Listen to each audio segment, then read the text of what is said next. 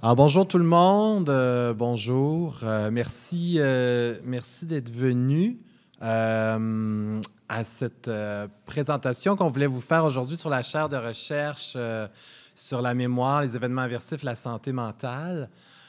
Donc, le but aujourd'hui, c'était vraiment un petit peu là, de montrer l'importance de ces chaires de recherche UQAM-là, puis diffuser aussi quelques connaissances là, de la chaire, liées à la chaire d'aujourd'hui. Alors, on a ce magnifique logo fait par Vicky Mérette qui est ici. Merci Vicky encore pour ce logo-là. Donc, le but, vraiment, l'objectif de cette chaire-là, c'est vraiment de comprendre un petit peu comment les événements aversifs de la vie, puis les événements de toutes sortes, pas juste les traumas, hein, mais toutes sortes d'événements négatifs qu'on vit tous et chacun, auxquels on va être confronté dans notre vie. Comment ça influence la santé mentale? Donc, c'est vraiment d'essayer de comprendre ça. Puis, on a deux axes à cette chaire-là. Le premier axe, c'est vraiment de comprendre les mécanismes neurocognitifs de ça. Donc, surtout, comment ces événements-là aversifs s'encodent en souvenirs autobiographiques et épisodiques dans le système de mémoire. Puis comment c'est à travers ce système-là que les souvenirs peuvent par la suite influencer les comportements puis la santé mentale à long terme.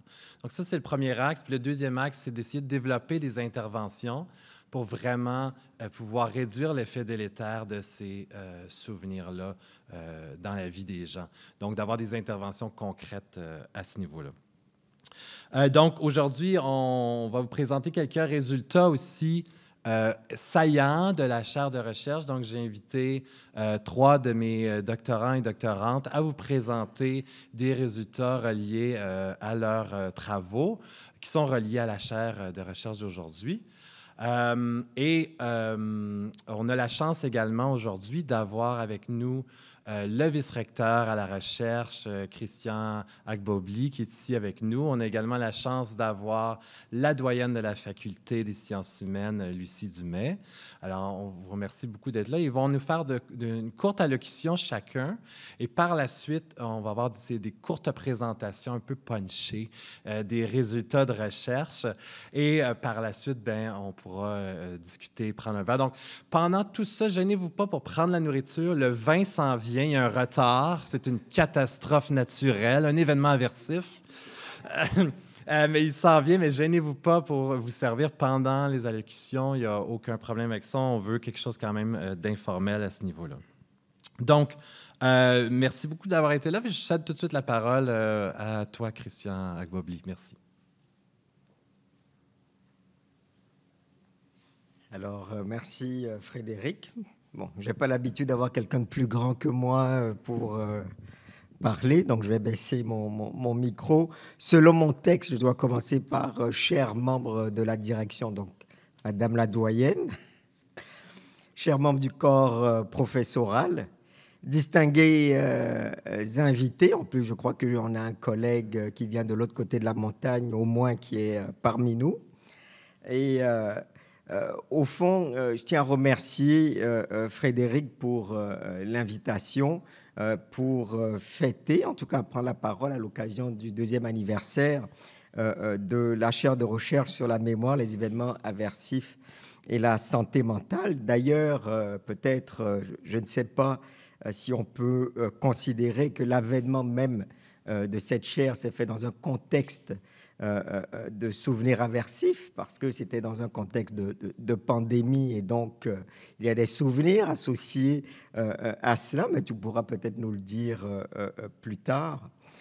Depuis plus de 54 ans, l'UQAM est reconnue comme université innovante, audacieuse, engagée, accessible. Elle est au centre de tous les enjeux. Vous savez, notre slogan actuel, c'est « au centre de tout ». Et effectivement, elle est au centre de tous les enjeux qui préoccupent notre société moderne. La santé mentale en fait assurément partie. Unique dans l'écosystème universitaire canadien, le département de psychologie de l'UQAM, dont fait partie le titulaire, effectivement, l'équipe aussi, est le plus grand du genre, avec 9 spécialités au doctorat et une expertise reconnue aux 4 coins du monde. La santé, le mieux-être, la psychologie, la neuropsychologie sont des champs d'expertise pour lesquels l'UQAM s'est taillé une place enviable ici comme ailleurs. Notre université repousse les limites, défriche des terrains peu explorés et contribue à l'évolution du monde. On explore des terrains effectivement peu explorés. Le vin va arriver, mais là, il y a de l'eau qui est arrivée en attendant, donc on trouve des ressources comme on peut. Merci Isabelle. Alors, outre le plus grand département de psychologie au pays, l'UQAM compte en son sein des forces vives dans le domaine de la santé. Pensons au département de sexologie, qui est le seul à offrir une formation aux 3 cycles d'études, l'école de travail social, dont la réputation n'est plus à faire. Le département de sciences et de l'activité physique aussi. Et n'oublions pas l'Institut Santé-Société, qui est également présent au sein de notre institution, et tous les groupes de recherche, notamment en biologie cellulaire et en pharmacologie. Et bien sûr, comment puis-je dire quelques mots sans oublier la faculté des sciences de la santé que nous projetons de développer, une faculté qui aura une nature interdisciplinaire. Et avec cette faculté, l'UQAM entend se positionner davantage dans ce domaine névralgique aux besoins criants. Nous envisageons d'ailleurs la création de plusieurs départements, dont celui de nutrition, de médecine, de sciences infirmières et de pharmacie. Nous avons la chance donc de construire quelque chose de nouveau, d'éviter les silos et de décloisonner les disciplines. Et je crois que c'est également une de tes ambitions dans le contexte de cette chaire, parce qu'avec tes travaux, ainsi que ceux de ton équipe, tu vises à jeter les bases de la création d'un réseau québécois de recherche et d'intervention sur la santé mentale liée aux événements de vie aversifs. Et tu souhaites, Frédéric, réunir des expertises de plusieurs autres disciplines, donc la psychiatrie, la médecine, la criminologie, la sexologie, autour de la thématique générale des événements de vie aversifs, pour ensuite développer des liens avec des chercheurs à l'international. C'est un peu ce qu'on appelle la stratégie étapiste qui est la tienne. Et cette ambition sont parfaitement donc, dans la vision interdisciplinaire que nous souhaitons insuffler au domaine de la santé ici à l'UQAM. Et bien sûr, comme vice-recteur à la recherche, à la création et à la diffusion, c'est un plaisir que de voir un projet comme celui-ci, ainsi que tous les projets qui vont se déployer dans le contexte de cette chaire, et avec une variété de chercheuses et de chercheurs, ainsi que de partenaires qui seront présents dans cette chaire. Et d'ailleurs, tu as déjà une équipe d'étudiants, donc la future génération qui travaille avec toi, notamment, je pense qu'il y a Marie-Jeanne, Valérie, mais je n'ai pas vu Maxime à distance, ou bon, il est en Europe, qui aussi travaille avec toi dans ce contexte-là. Donc, on a l'opportunité maintenant de créer et d'avoir un impact significatif et durable. Donc, l'UQAM est fier de s'engager dans cette voie pour le bien de notre population étudiante, de notre communauté, pour notre société. Et bien sûr, comme tu nous as dit, une courte allocution, donc je vais m'arrêter là. Je vous souhaite une belle activité.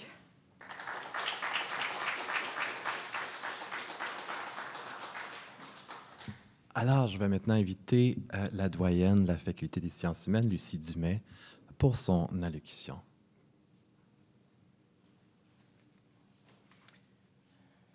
Merci. Oh. Comme ça. Monsieur le vice-recteur, monsieur le titulaire de la chaire, chers membres de la chaire, chers partenaires, collègues, étudiants et étudiantes, bonjour. Comme doyenne de la Faculté des sciences humaines, mais aussi comme professeure et chercheuse, c'est un plaisir d'être avec vous afin de souligner les 2 ans et demi d'existence de la chaire de recherche UQAM sur la mémoire, les événements aversifs et la santé mentale. En plus de célébrer cet anniversaire, cet après-midi, comme l'a dit Frédéric, nous allons entendre le dévoilement de résultats de recherche originaux et variés, lesquels sont sûrement prometteurs pour la compréhension des mécanismes du bien-être et sur le développement de méthodes d'intervention en santé mentale. J'ai hâte d'entendre le professeur et son équipe à ce propos, et j'ai cru entendre aussi qu'on allait parler de sujets reliés au sport. Moi qui suis une grande sportive de salon, J'ai très hâte de vous entendre. Je suis curieuse. Voilà. Pour la Faculté des sciences humaines et pour la vitalité de sa communauté de recherche, ainsi que la qualité et la rigueur de ses programmes, il est important, bien sûr, de pouvoir bénéficier d'infrastructures de recherche. Alors, les personnes et ressources contribuant au travail actuel de la chaire sur la mémoire, les événements aversifs, la santé mentale, en sont une magnifique illustration. Cette jeune chaire de recherche a un effet structurant pour notre mission académique dans un créneau de recherche novateur, car elle rassemble et mobilise plusieurs chercheurs et chercheuses, personnes étudiantes et collaborateurs, collaboratrices, qui s'associent d'ailleurs à la programmation d'études de la faculté. Je vous rappelle que Frédéric Philippe a reçu notre prix d'excellence en recherche 2018, ainsi que le prix d'excellence en enseignement en 2021 pour la faculté, dans la catégorie professeur de la relève. Je l'ai aussi vu plusieurs fois à la télévision au Canal Savoir. Et oui, j'écoute encore la télévision. Notre titulaire de la chaire a donc le potentiel incontestable pour donner à la chaire un leadership marqué dans le domaine de la santé mentale et du mieux-être. La faculté peut être assurée que la chaire produira des connaissances significatives et des savoirs durables et que celle-ci formera une relève hautement qualifiée dans le domaine. J'aimerais souligner aussi deux aspects qui me plaisent particulièrement dans le mode de fonctionnement de la chaire. D'abord, son caractère multidisciplinaire, parce que cela incarne à merveille ce que l'UQAM peut offrir de distinctif au domaine de la santé. D'autre part, la contribution au transfert de connaissances, car la chaire saura faire rayonner sa production auprès de la communauté, voire d'un large public, et participera de plein pied à la formation de professionnels d'intervention. Alors, bravo. J'aimerais aussi rappeler à cet égard que la mission de la Faculté des sciences humaines est de générer, transmettre et partager de hauts savoirs dans différents domaines des sciences humaines, en formant des étudiants et des étudiantes innovants, compétents, polyvalents, dotés de sens critique, ouverts sur le monde et engagés dans leur milieu, ainsi qu'en réalisant de la recherche de haut niveau qui contribue au bien-être individuel et collectif, à l'avancement humain et au progrès social.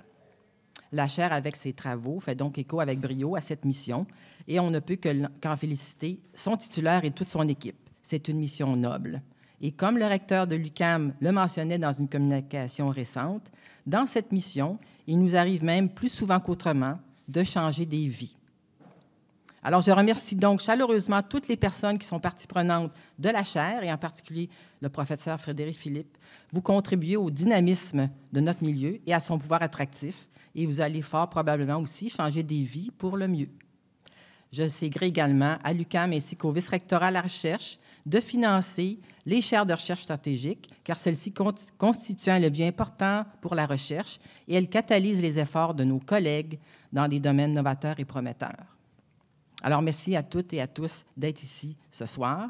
Merci de votre attention et très bonne soirée à vous.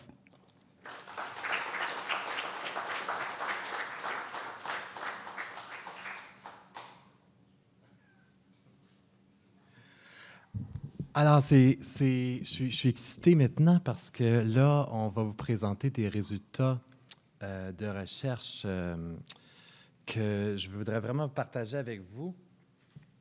Alors, la première présentation, c'est Maxime Lopez. C'est les travaux de Maxime Lopez, qui est un doctorant. Maxime, c'est un coureur. Hein, il fait des marathons à l'international. Et donc, il m'est arrivé avec cette idée-là de est-ce que les souvenirs peuvent influencer la performance sportive. Alors, il nous a fait une vidéo sur ces résultats que je veux vous montrer.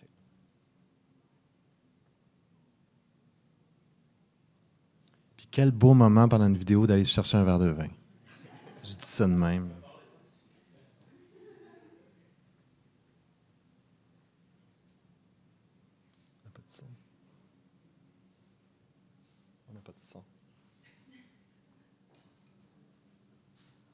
Habituellement, il y a du son, là. Alors voilà, c'était ça les résultats.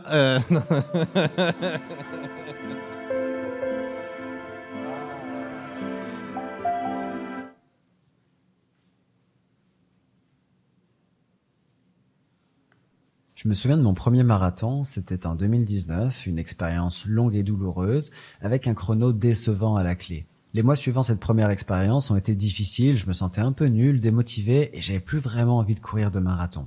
C'est durant cette période que j'ai rejoint le laboratoire Élaboré. J'ai découvert l'impact majeur que nos souvenirs ont sur notre bien-être, notre motivation, notre santé physique. Et j'ai aussi été surpris de constater que, finalement, il y avait peu d'études qui avaient exploré l'effet des souvenirs dans le sport. Ce qui est étrange, c'est qu'avec le temps, malgré ce sentiment d'échec et d'incompétence que j'ai pu vivre, le fait de m'être senti soutenu par mes proches et d'avoir eu le choix de poursuivre ma carrière de coureur comme je le souhaitais, a en quelque sorte transformé cette expérience à la base négative en une vraie source de motivation. Et c'est comme ça que j'en suis venu à me demander si, finalement, est-ce que les souvenirs négatifs n'auraient pas une fonction positive chez les coureurs et dans quelles conditions ? Dans le cadre de notre étude, nous avons recruté 49 coureurs expérimentés. Nous leur avons demandé d'écrire une de leurs pires expériences de course à pied.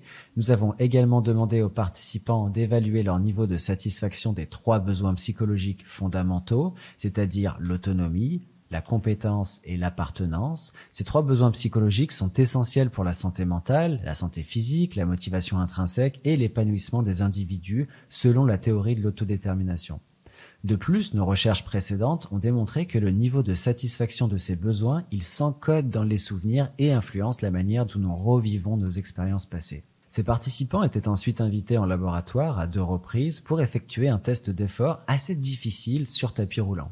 La consigne qui était donnée aux participants, c'était de tenir le plus longtemps possible sur le tapis et d'appuyer sur le gros bouton rouge que vous voyez là quand ils souhaitaient arrêter le test. Mais ce que les participants ignoraient, c'est que juste avant le test sur tapis, ils étaient activés inconsciemment avec leurs propres souvenirs, c'était la condition expérimentale, ou bien avec le souvenir d'un autre participant, c'était la condition contrôle.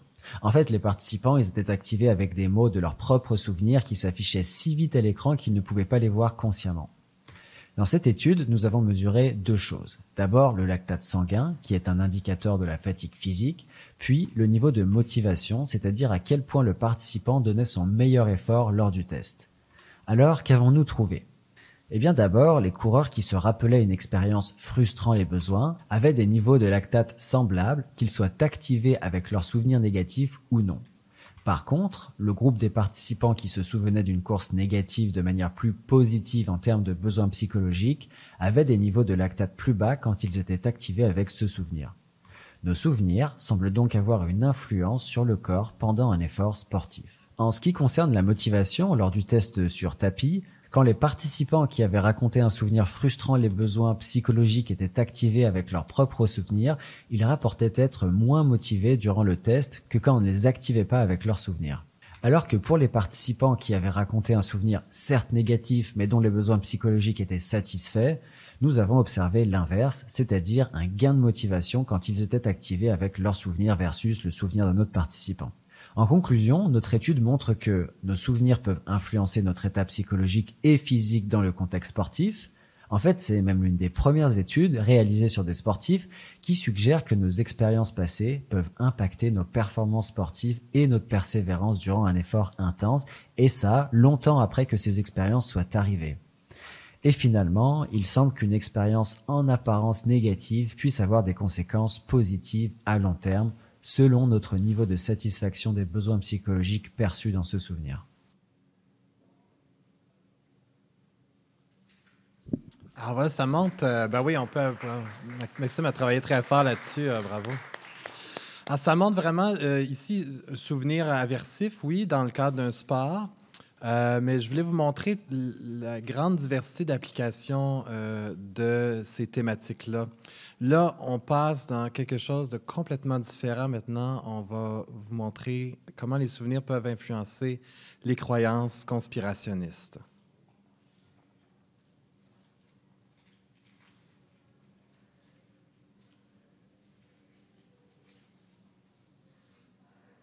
Alors, j'ai ma doctorante Marie-Jeanne Léonard qui va venir présenter sur cette thématique-là.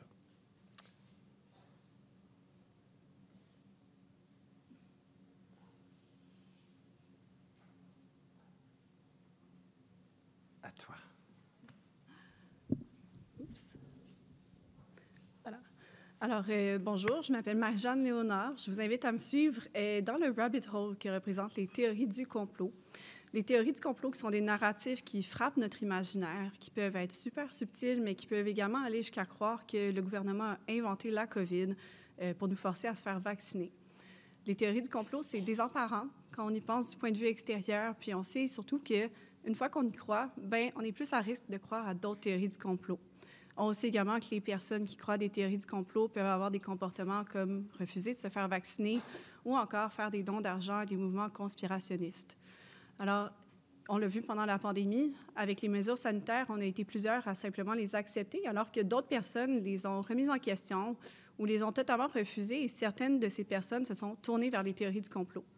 Étant donné qu'on sait, avec ce que Maxime nous a dit, l'impact que peut avoir l'activation de souvenirs sur nos intentions, nos émotions, nos comportements, à travers la satisfaction et la frustration des besoins fondamentaux. Mais on s'est demandé, est-ce que ce mécanisme-là peut avoir un effet sur l'endossement de théories du complot? On a fait le test et on a vu que oui, mais c'est spécifiquement la frustration du besoin d'autonomie qui vient y contribuer. Alors, pour le faire, on a demandé à tous nos participants, qui étaient très difficiles à recruter, de lire la même vignette, une situation où on restreignait les droits et libertés individuelles. Donc, c'était une situation où une personne entrait dans une épicerie sans masque et se faisait expulser de l'épicerie sans avoir le droit de faire ses commissions. Après avoir lu la situation, les participants se sont tous rappelés le premier souvenir qui leur venait à l'esprit et ont coté le niveau de frustration de l'autonomie dans le souvenir. Puis une semaine plus tard, on a pris la procédure où on pouvait activer de façon inconsciente le souvenir chez les participants. Puis la moitié des participants ont été activés de façon inconsciente avec leurs propres souvenirs, alors que l'autre moitié n'a pas du tout été activée. Après ça, on leur a demandé de lire une fausse théorie du complot qu'on avait inventée en laboratoire, qu'on peut lire comme suit. Le vaccin COVID est inutile, les pharmaceutiques s'enrichissent sur notre dos. Ça coûte 7 sous à produire, puis ils nous vendent 34 $. Et watch out, ils ont l'intention d'augmenter nos taxes à l'automne 2022 et crisser en prison tous ceux qui ne veulent pas payer pour eux. Donc, comprenez que c'est une théorie du complot qui va plus dans les extrêmes ici. Puis après avoir lu cette théorie du complot-là, on a demandé aux gens à quel point ils étaient en accord avec la théorie du complot, à quel point ça les mettait en colère comme information, puis à quel point ils avaient envie de la partager puis de la répandre dans leur entourage pour avertir leurs proches. Puis ce qu'on a trouvé, c'est la même relation. On a trouvé que les participants en bleu, donc ceux qui ont été activés avec leurs souvenirs frustrés au niveau de l'autonomie, ces personnes-là allaient rapporter plus être en accord avec la fausse théorie du complot que les personnes qui n'étaient pas du tout activées avec leurs souvenirs, qui sont en rouge. Ces personnes-là en bleu allaient également rapporter plus de colère. Donc, quand ils étaient activés avec leurs souvenirs frustrés, ils allaient réagir avec plus de colère à la fausse information et vouloir davantage la partager comparativement à ceux qui n'étaient pas du tout activés avec leurs propres souvenirs. Donc, ce que ça veut dire, c'est qu'on a trouvé un morceau du puzzle du pourquoi les gens vont croire à de plus en plus de théories du complot. Et ce serait l'activation fréquente de souvenirs qui sont frustrés en termes d'autonomie qui vont amener les gens à aller dans the rabbit hole dont on parle avec les théories du complot. Alors, merci beaucoup. Je reste à votre disposition. Merci.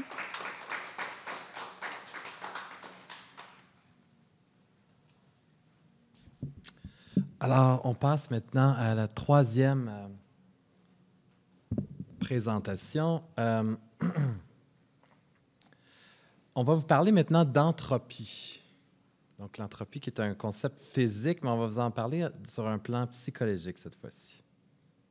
Alors, je vais inviter la doctorante Valérie Lapointe à venir présenter sa présentation. Ça se dit mal, hein, présenter sa présentation? Faire sa présentation sur cette thématique.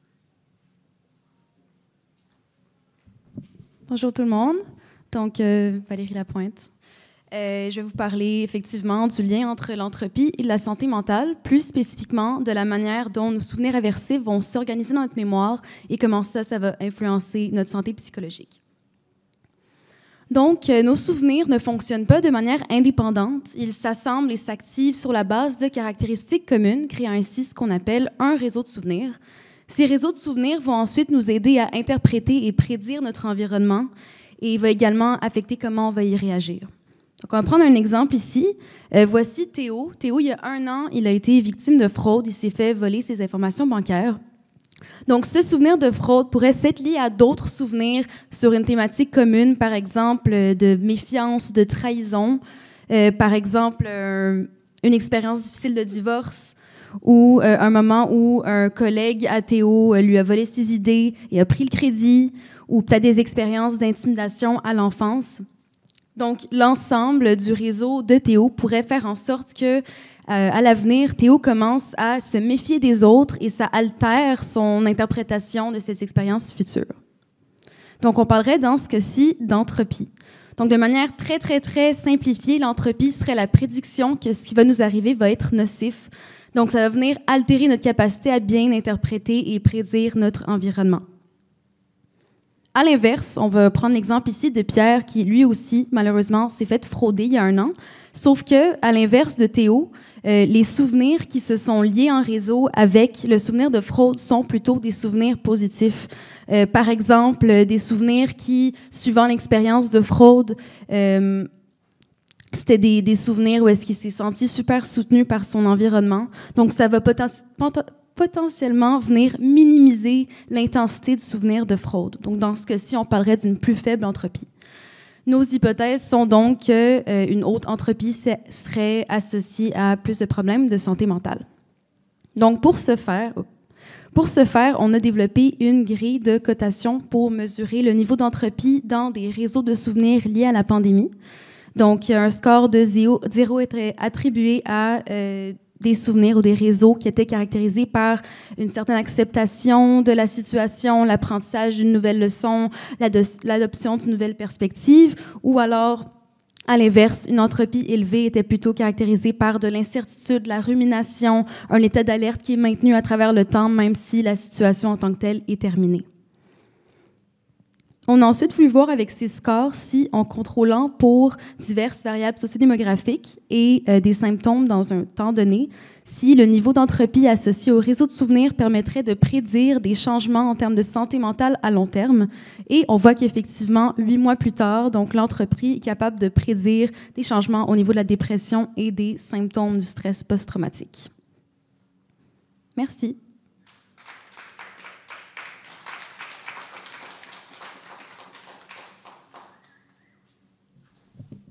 Merci beaucoup, Valérie, pour ta présentation. Valérie doit quitter, elle est attendue dans 8 autres événements ce soir. Alors, je vais vous faire une dernière présentation, un dernier projet qui me tient beaucoup à cœur.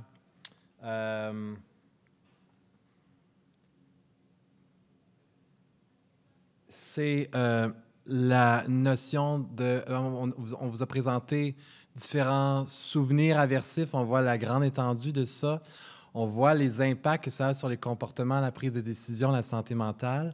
Comment est-ce qu'on peut faire maintenant pour réduire l'effet délétère de ces souvenirs aversifs-là? Et donc, c'est toute cette notion-là de reconsolidation. Comment est-ce qu'on peut modifier, transformer un souvenir négatif? Alors, parce que oui, un souvenir, c'est une trace mnésique modifiable. Comment? Tout simplement au rappel. Dès qu'on se rappelle d'un souvenir, on le reconstruit. Un des problèmes, par contre, c'est que quand on se rappelle d'un souvenir, on le reconstruit à peu près de la même façon, ce qui crée plus une espèce d'effet de rumination au final. Mais si on crée une information nouvelle, cette information nouvelle peut venir interférer avec cette reconsolidation-là du souvenir et transformer la trace mnésique du souvenir. Alors, évidemment, c'est quelque chose qui existe déjà. C'est ce qu'on fait en thérapie par l'élaboration. Du moment qu'on élabore un souvenir avec un thérapeute, par exemple, on est en train de modifier ce souvenir-là. Il y a des techniques d'écriture expressive. Si j'écris un événement qui s'est passé dans ma vie avec toute l'émotion que je suis capable d'y mettre, ça aussi, on est en train de transformer également ce souvenir-là. Puis, plus récemment, on a vu des produits pharmacologiques, par exemple, qui viennent moduler le système émotionnel. Puis, ça fait en sorte que quand on se rappelle du souvenir, on s'en rappelle avec des effets un peu plus diminués sur le plan émotionnel, par exemple. Sauf que tout ça nécessite beaucoup de travail, beaucoup d'élaboration, beaucoup de temps, et il y a une nécessité d'intervention brève, notamment pour réduire les listes d'attente. Encore hier, j'entendais que ça prend 18 mois au public pour voir un psychologue ou un travailleur social. Donc, il y a une nécessité, je pense, d'intervention brève en première ligne pour tout au moins diminuer les symptômes psychologiques des personnes qui seraient dans une liste d'attente en attendant de voir un professionnel de la santé mentale. Alors, je pense qu'il y a un besoin criant là. L'autre chose, c'est que ce n'est pas tout le monde qui est capable d'aller ou qui a la motivation d'aller en thérapie, d'aller élaborer ses souvenirs difficiles et aversifs. Et ceux qui ne le font pas, c'est souvent ceux qui ont le plus de difficultés puis qui ont le plus de difficultés sur le plan de la santé mentale. Et donc, il y a une nécessité de penser à des interventions qui nécessiteraient peut-être là, une élaboration plus implicite plutôt qu'explicite. Alors, je vous donne un exemple d'une des interventions, évidemment non évasives, sur lesquelles on travaille pour diminuer les symptômes psychologiques associés puis la détresse associée à des souvenirs aversifs.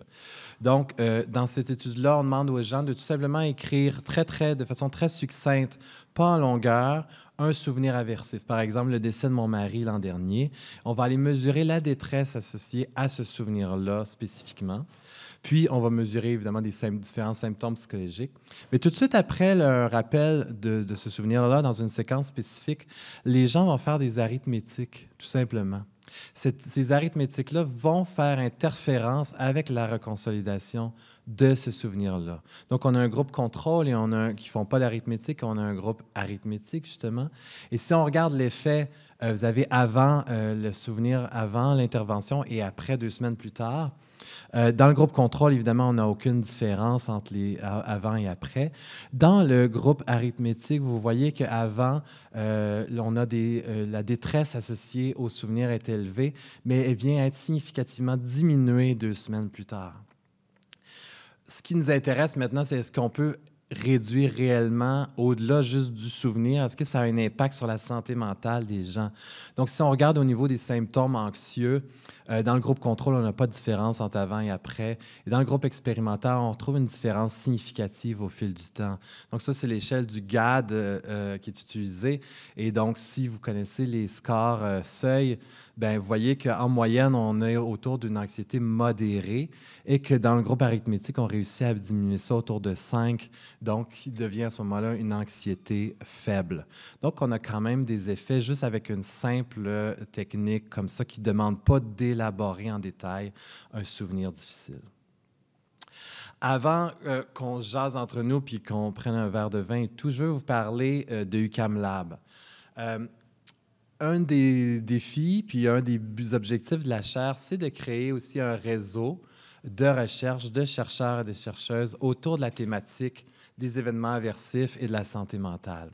Et donc, on a pensé à cette plateforme-là pour un peu mousser ce réseau-là, puis penser à des façons plus créatives aussi, modernes de faire de la recherche. Pourquoi je dis ça? Parce qu'habituellement, on a soit un chercheur ou une chercheuse qui fait une étude. Hein? Et là, elle recrute un certain nombre de participants, cette personne-là, fait son étude. Ou des fois, on a un groupe de chercheurs qui travaillent sur une étude peut-être par de plus grande échelle avec des milliers de participants. Puis, ces chercheurs-là vont collaborer sur cette base de données-là spécifique. Qu'est-ce qui se passe quand l'étude est terminée? Les données restent, mais c'est tout, c'est fini. Hein? Les données, ils restent là et ne bougent plus. Ce qu'on propose avec UQAM Lab, c'est quelque chose de beaucoup plus dynamique. Premièrement, UQAM Lab, c'est une base de données très large, représentative de la population du Québec. Okay? Et sur cette base de données-là, les participants se créent tout simplement un profil. Okay? Donc, on a différentes données démographiques de ces participants-là. On a leur lieu de résidence avec leur code postal qu'on peut mettre en lien avec toutes les données de Statistique Canada. Et ils peuvent nous donner accès à leur dossier médical, la RAMQ, par exemple. Donc, on a cette grande base de données-là. Et à ce moment-là, on a toujours nos chercheurs et nos chercheuses qui font leurs projets, mais ces chercheurs-là peuvent puiser à l'intérieur de notre banque, de notre échantillon représentatif de la population pour faire leurs études. Et ce faisant, certains participants qui ont participé à une étude peuvent participer à une seconde étude. Okay? Et donc, on garde une trace de qui participe à quoi. Et donc, si, par exemple, dans une étude, la maltraitance durant l'enfance était mesurée chez des adultes, dans une autre, la dépression. On peut avoir à ce moment-là un chercheur ou une chercheuse indépendante, extérieure, qui pourrait vouloir mettre en relation ces deux variables-là. Okay? Donc, et à ce moment-là, on combine les bases de données. Évidemment, sous l'autorisation de chacun des chercheurs, les données restent propriété de chacun des chercheurs. Mais s'il y avait un intérêt à collaborer avec un chercheur extérieur comme ça, bien, à ce moment-là, ça serait possible. Les variables mesurées sont accessibles, pas nécessairement les données, mais à ce moment-là, on peut donner accès à ces données-là. Puis, bien sûr, ce chercheur-là peut recontacter les participants pour faire un second, un troisième temps de mesure, ce qui devient alors une étude longitudinale à long terme. Donc, au lieu de gaspiller les données qui ont été collectées, on peut poursuivre dans le temps puis créer des nouvelles collaborations de recherche entre les chercheurs. Si vous avez votre propre échantillon de participants, bien, ces participants-là peuvent tout simplement transiter par UQAM-Lab, se créer un profil et par la suite, ces participants-là pourraient être recontactés par un autre chercheur, évidemment toujours sous votre autorisation, pour participer à d'autres projets de recherche. Et donc, on permet comme ça à la recherche de se multiplier à travers ce réseau-là. Donc, c'est vraiment un petit peu ça l'idée de UQAM-Lab. Évidemment, il y a encore des questions éthiques sur lesquelles on travaille parce qu'il faut, au niveau des participants, qu'il y ait des accords et tout, mais on est en train de mettre sur place cette plateforme-là.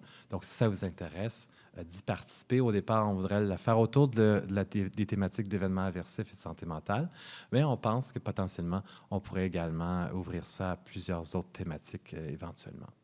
Donc voilà, merci beaucoup de votre attention. Je voudrais remercier tout le monde qui a travaillé sur cet événement-là, notamment Aurélie Thiault-Jolicoeur. Merci de ton organisation fantastique, vraiment super. Je voudrais remercier également Joanie Doucet et Jenny Desrochers du service de relations de presse, des directions de relations de presse, qui ont fait un travail vraiment incroyable également. Mélanie Fontaine aussi à la faculté, adjointe à la doyenne. Alors, merci beaucoup à tous ces gens-là d'avoir fait cet événement possible. Alors, à tous et toutes, buvons, mangeons et jasons.